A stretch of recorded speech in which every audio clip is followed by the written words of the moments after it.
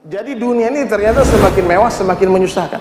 Jangan ente pikir orang, makanya banyak orang-orang kaya tuh stres, panik hidupnya, nggak tenang hidupnya. Di Palembang lebih ngeri lagi, Pak. Gaya-gaya nih mau makan, ada orang makan di dekat pinggir Sungai Musi. Terus saya bilang sama istri saya, wah kita ini orang baik nih, kita bayarin semua orang itu. Makan satu meja itu kita bayarin. Terus pergi ke kasir, minta nota 4.800.000. Saya cuma pikir, Pak, aduh gimana, dan sampai sekarang pun masih kepikiran uang itu. Jangan dipikir bahagia pulang makan di sana, Pak. Makan itu semakin mewah semakin menyusahkan, betul nggak? Nah, coba kalau kita makan di pinggir jalan, makan warteg, makan itu nasi pecel, makan rujak cingur, satu porsi cuma berapa aja, bisa traktir orang banyak. Maka Rasulullah SAW mengajarkan satu hari makan, satu hari enggak. Kalau Nabi makan, Pak, ikan laut tidak dicampur darat. Kalau masakannya ikan darat tidak dicampur laut. Kalau masak kambing nggak ada ikannya. Coba lihat ibu-ibu sekarang masak, Pak. Di mejanya ada ikan lautnya, ada telur dadarnya, ada dagingnya, ketopraknya, semua komplit. Seng-osengnya semua. Kadang di dapur 4 jam makan cuma 10 menit, nggak masuk akal.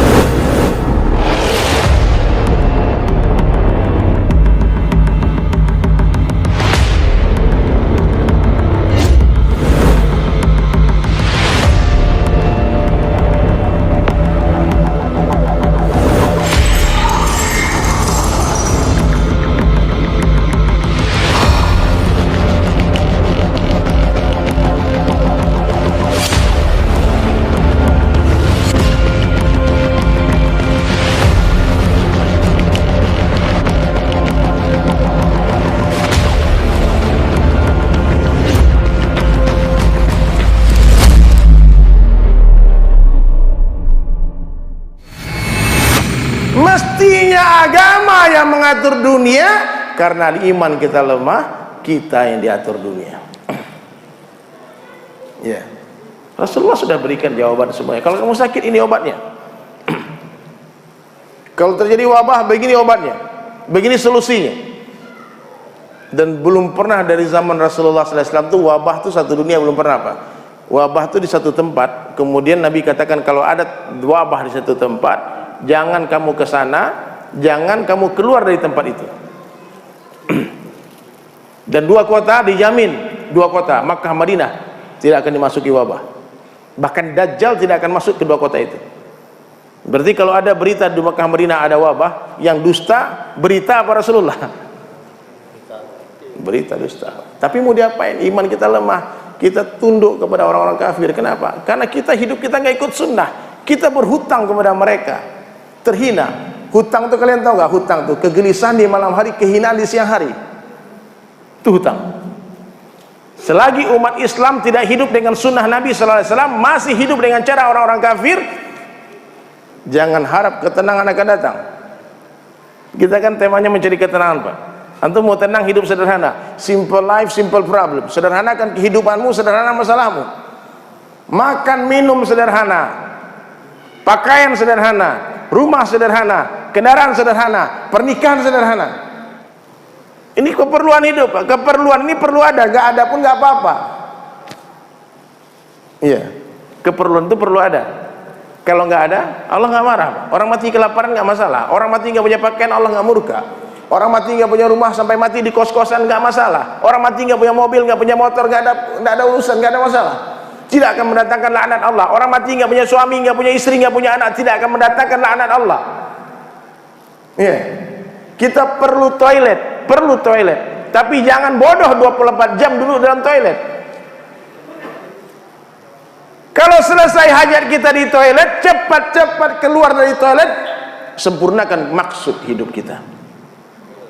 Hari ini orang 24 jam dalam WC, 24 jam mikir makan minum, 24 jam bikin pakaian, dia baju udah banyak beli lagi, 24 jam pikir kendaraan, mobil sudah bagus, pengen lagi dapat lihat mobil tetangga bagus, stres dia, pusing dia, aduh kapan lagi aku punya mobil itu. Iya, sudah punya rumah sederhana, pengen dibesarin lagi, udah punya rumah besar, tambah lagi satu di sana, satu di sini. Sudah punya istri solehah cantik, lihat yang lain, pengen lagi nambah satu, pangkat 2. Itu manusia, Pak, nggak cukup-cukup, Pak. Akhirnya gelisah hidupnya, nggak tenang hidupnya. Iya. Ini keperluan Pak, seperlunya. Kalau antum perlu mobil 2, belilah 2 seperlunya. Perlu mobil 3, beli 3. Iya Pak Fadlah ya. Ada orang perlu rumah 2, silakan rumah 2 seperlunya. Begitu juga dengan istri, seperlunya ya. Perlu satu-satu, kalau perlu 2-2 boleh. Dalam Islam itu boleh ibu-ibu ya. Orang Islam ini diatur dalam agama di Al-Quran, boleh punya istri lebih dari 1, tapi nggak boleh banyak-banyak, bolehnya 4 aja ya, boleh. Nggak boleh menentang ini, kalau menentang ini murtad. Siapa yang menentang ayat ini murtad. Tapi seperlunya. Kalau kita perlunya 1 piring, jangan makan 2 piring, nanti muntah. Paham? Dunia ini keperluan seperlunya. Semakin sederhana keduniaan seseorang, semakin tenang hidupnya dia. Iya, jangan antum pikir punya mobil 2 itu lebih bahagia daripada mobil 1. Perawatannya, pajaknya, ini semua, apalagi itu cicil.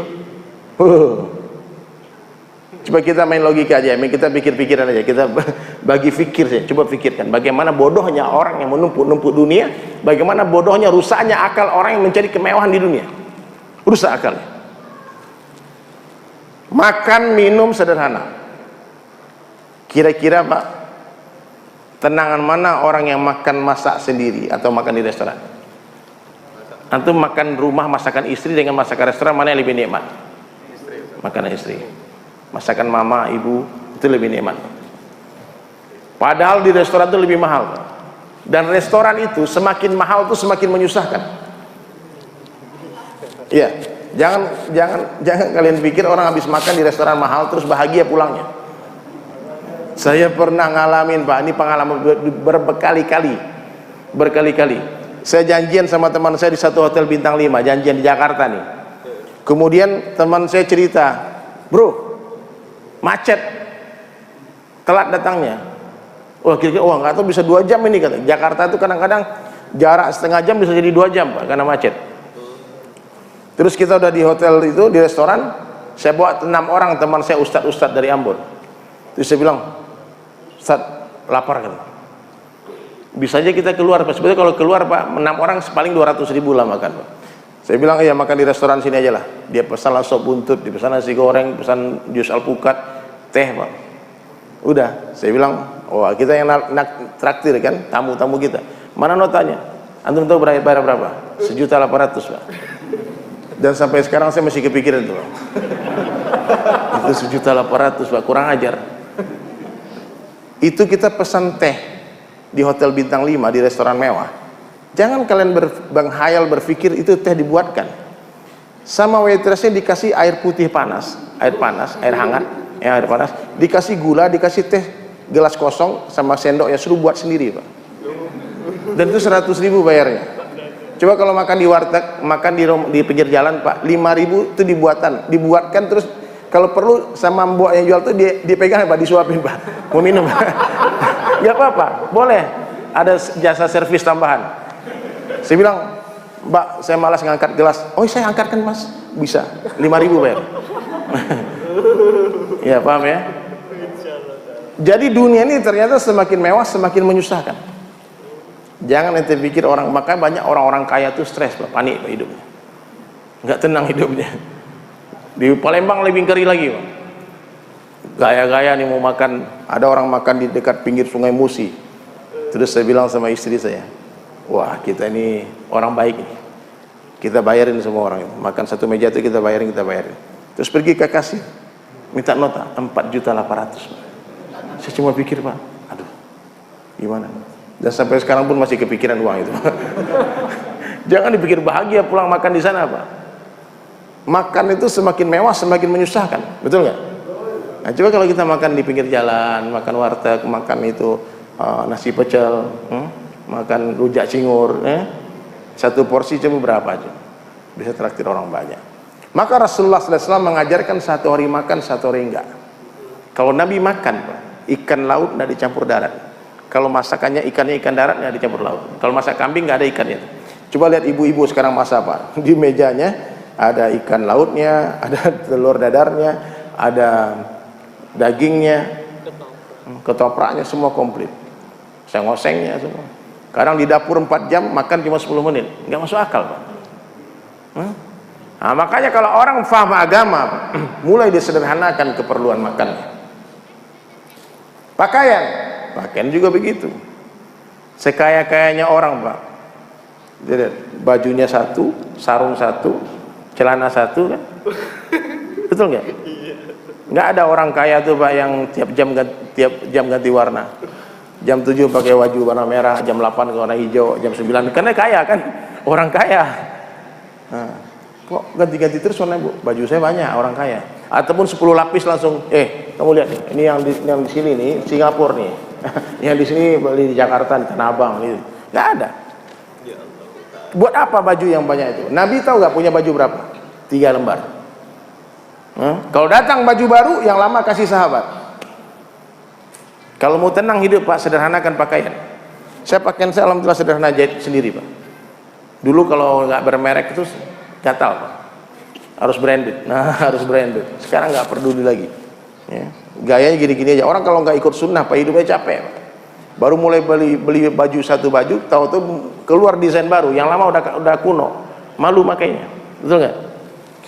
Kemudian hadirin mulia, makan sederhana, pakaian sederhana, rumah. Berapa banyak bapak-bapak ini bikinkan rumah istrinya besar, akhirnya istri sibuk membersihkan rumah, nggak ada waktu membersihkan hati. Bahkan maaf, tidak ada waktu membersihkan diri.